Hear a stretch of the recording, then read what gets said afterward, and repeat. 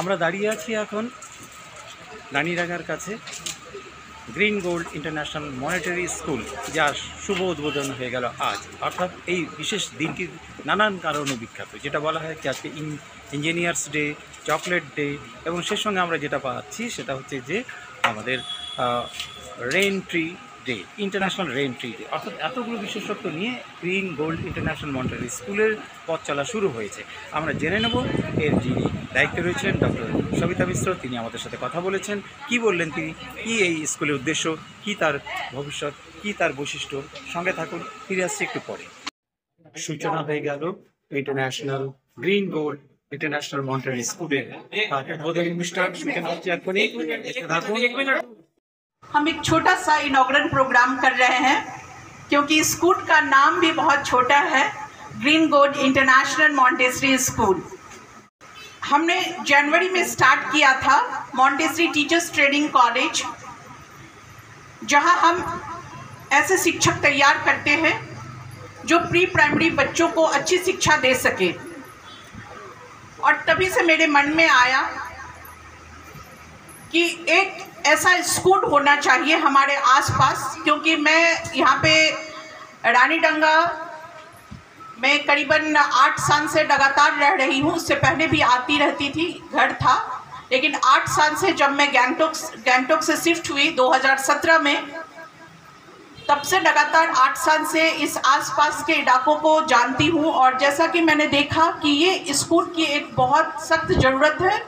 हमारे आसपास बहुत सारे स्कूल हैं क्लास 12 तक के, जहाँ नर्सरी से क्लासेस होती हैं, लेकिन हमारे बच्चे भी उन स्कूलों से पढ़े हुए हैं।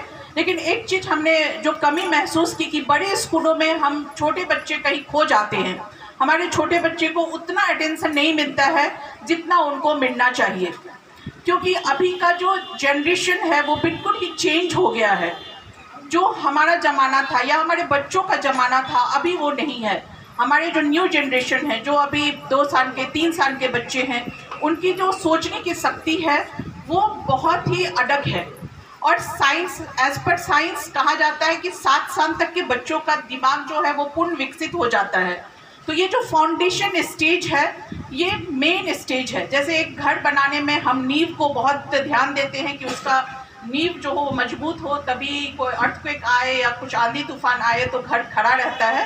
वैसे ही ज़रूरत है कि एक इंसान को अगर आप सर्वांगीण विकास में जाना चाहते हैं या एक इंसान को अगर एक संपूर्ण इंसान बनाना चाहते हैं, तो उनके फाउंडेशन स्टेज को ध्यान देना है।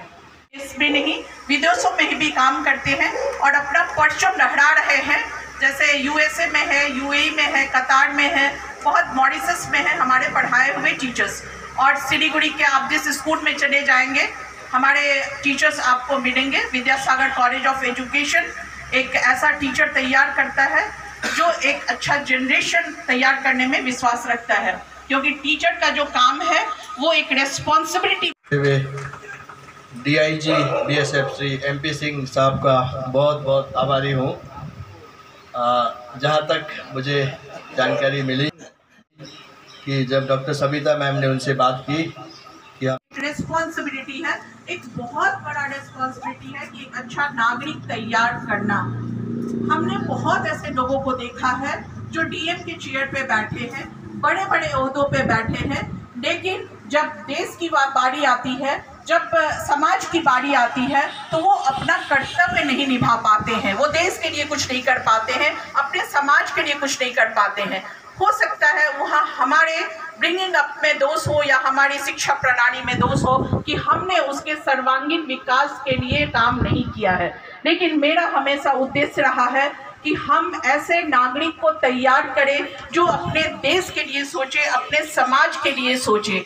उसको बुकिश नॉलेज ना दे, केवल किताबी ज्ञान नहीं दे, उसको जो मॉरल नॉलेज है, इथिकल नॉलेज है, उसको अपने, हमने बहुत ऐसे इंसानों को देखा है। ये हमारा एक्सपीरियंस है। मैं 51 ईयर्स की हूँ और हमने बहुत दुनिया देखी है। हमने देखा है जो अच्छे अच्छे पोस्ट पे है वो अपने पेरेंट्स को वृद्धाश्रम में भेज रहे हैं।